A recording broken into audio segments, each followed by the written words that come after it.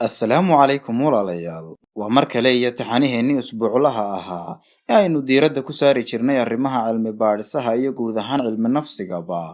Muuqaalkeennan maantana waxaynu ku soo qaadan doonaa 5 cilmi baadhisood oo aad u xasaasiya kana mida cilmi baadhisyadii muddooyinkii u dambeeyay la daahfayday.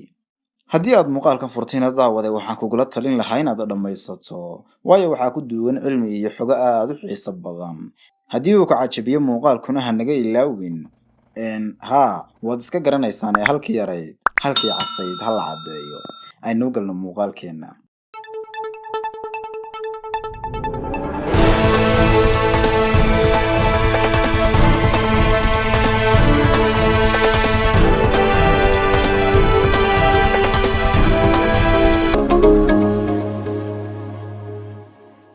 cilmi baadhista koowaad ee aynu soo qaadanaynaa waa cilmi baadhis lagu caddeeyay nooca ragga ee ay dumarku ka helaan.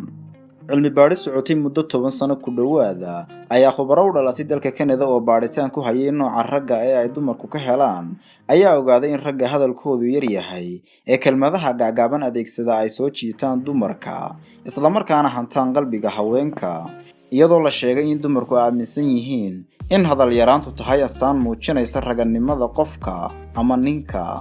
haweenka oo celcelis ahaan iyaga hadalkooda ku soo labalaabmaya ka ragga ayaa maskaxdoodu u samaysan tahay in hadalku si xawli ah u dhex socdo, iyagoo khubaradu sheegay marka haweeneedu ay la kulanto nin hadal badan inay aaminayso in aanu ninkaasi raganimo weyn lahayn, mana daneeyaan badanka dumarku raggaas, halka ragga hadalka yar ay dumarku aad ugu dhaganuglaadaan. cilmi baadhayaashan reer Canada oo baadhitaan ku hayay sidoo kale codka ragga, kelmadaha ay isticmaalaan iyo lahjadooda, ayaa ogaaday in haweenku u joogsadaan kana helaan ragga aadka u hadalka yar ee kelmadaha miisaanka badan isticmaala. ragga codka dhaadheer iyo haweenka codkooda sida fiican loo maqla ayaa noqday dadka dunida ugu soo jiidashada badan.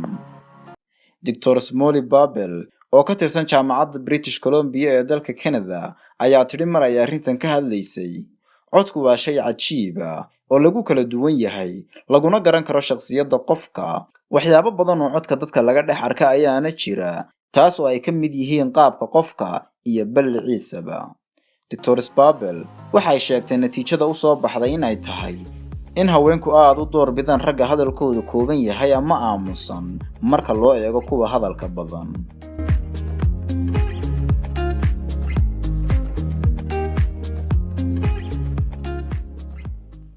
cilmi baadhis nafsi ah oo laga qaaday dad aad u tiro badan ayaa lagu xaqiijiyay in raggu jecel yihiin in la ixtiraamo oo ay magac iyo maamuus ku yeeshaan dunida guudkeeda, halka dumarkuna aad uga helaan in la jeclaado oo ay raggu ku mashquulaan daawashada quruxdooda.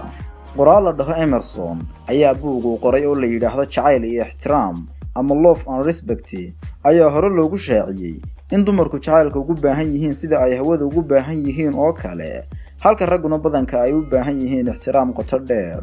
laakiin daraasadda buuggan oo 400 oo nin lagu weydiiyey jacaylka iyo ixtiraamka midka ay door bidaan, waxay 74% raggaasi tilmaameen inuu jacaylka uga qiimo badan yahay in la ixtiraamo oo bulshadu si weyn u karaameeyaan ama u xiiseeyaan.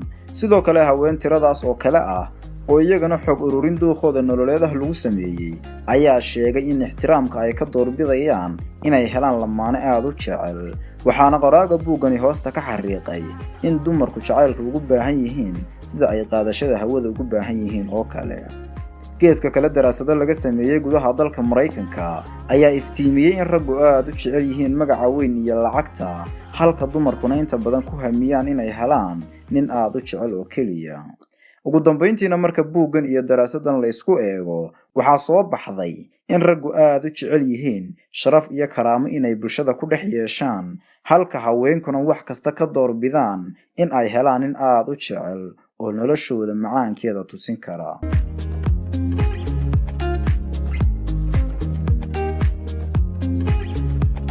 cilmi baadhis ay sameeyeen jaamacado ku yaala dalka Mareykanka iyo Ingiriiska ayaa lagu sheegay in ragga muuqaal ahaan soo jiidashada leh ama quruxda badan ay caqabado ka soo waajahdo helidda shaqada ay jecel yihiin.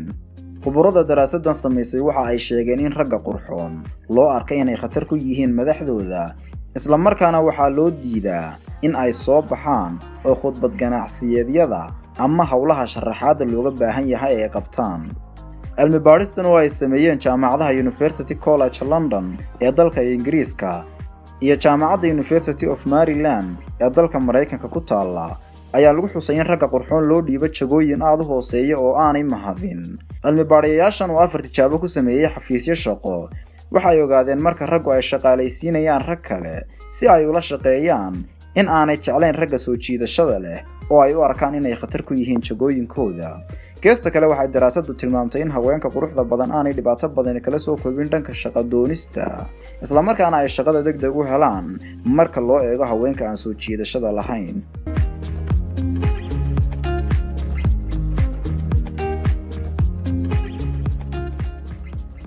Daraasada afraad, ragga dherer ahaan dhaadheer ayaa la ogaaday in ay hore u guursadaan isla markaana furiinka ku degdegaan marka loo eego ragga gaagaaban oo inta badan aan furiinka aad u jeclayn sida lagu sheegay cilmi baadhis cusub oo lagu sameeyay dalka Mareykanka. Waxaa lagu ogaaday daraasadan in xaddiga furiinka ee ragga gaagaaban ku kacaan uu aad uga yar yahay marka la barbar dhigo ka ay ragga dhaadheer ku kacaan, halka la ogaaday in ragga gaagaaban guursadaan inta badan haween aad u da'yar. Cilmi baadhistu waxay sidoo kale ogaatay in ragga gaagaaban lacagta ka shaqaysan og yihiin ragga dhaadheer, halka ragga dhaadheer inta badan dhererkooda iyo muuqaalkooda ku soo jiitaan haweenka, furiinkana ay ku degdegaan, ayay yiraahdeen Abigail Weisman iyo Dalton Conley oo ka tirsan jaamacadda New York oo ka mid ahaa cilmi baadhayaasha cilmi baadhistan sameynayay. Cilmi baadhayaashu waxay daraasadooda ku soo qaateen cilmi baadhis xagga dhaqaalaha ah iyo xog ururino qoysas Mareykan lagu sameeyay laga soo bilaabo 1968 ilaa hadda, iyagoo sheegay in quruxdu soo jiidasho keento balse aanay xiriirka sii adkayn. Ragga gaagaaban guurka iyo furiinkuba wuu ku yar yahay marka loo eego kuwa dhaadheer ee hore u guursada, furiinkana ku degdega, ayay cilmi baadhayaashu yiraahdeen.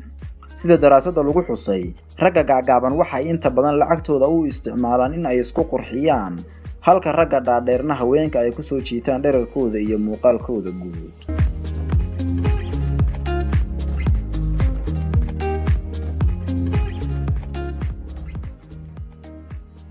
Daraasada shanaad, quruxda dumarka waxaa laga ogaan karaa codkooda. Daraasada ay soo saartay jaamacadda Vienna ee dalka Austria ayaa sheegtay in raggu ay quruxda dumarka ka ogaan karaan codkooda iyagoo xitaa aan arag muuqooda. Iyadoo cilmi baadhayaashu sheegay in codka gabdhaha lagu ogaan karo muuqaalkeeda inay weji ahaan soo jiidasho leedahay iyo in aanay lahaynba. Marcus Carbon-Steiner oo ka tirsan jaamacadda Vienna ee cilmi baadhistan soo saartay ayaa yidhi mar uu arrintan ka hadlayay, dadku waxay ka ogaan karaan haweenka quruxda badan codkooda, waayo codka soo jiidashada leh waxa uu abuuraa fikrad ah nooca ay gabadhu u eg tahay. Khubaradu waxa ay sawirro ka qaadeen 42 haweena oo da'doodu 24 jir tahay, iyagoo sidoo kale codkooda duubay. Kadibna waxay koox rag ah oo da'doodu celcelis ahaan 20 jir tahay u dhiibeen codkii, waxayna weydiiyeen codka iyo wejiga haweenka inay isku soo saaraan. Natiijada ka soo baxday daraasadana waxa ay noqotay in haweenka codkooda soo jiidashada leeyahay ay sidoo kale yihiin kuwa muuqaal ahaan soo jiidasho badan. Sidoo kale waxa cilmi baadhayaashu ogaadeen in haweenka codka quruxda badan ay muuqaal ahaan iyo jir ahaanba qurux badan yihiin. Shantan daraasadood ayaan jeclaaday inaan ku soo qaato muuqaalkeena maanta. Tan iyo muuqaalka xigeenteena ku kulmi doona sidaas iyo salaamullaahi calaykum waraxmatullaahi tacaala wa barakaatuh.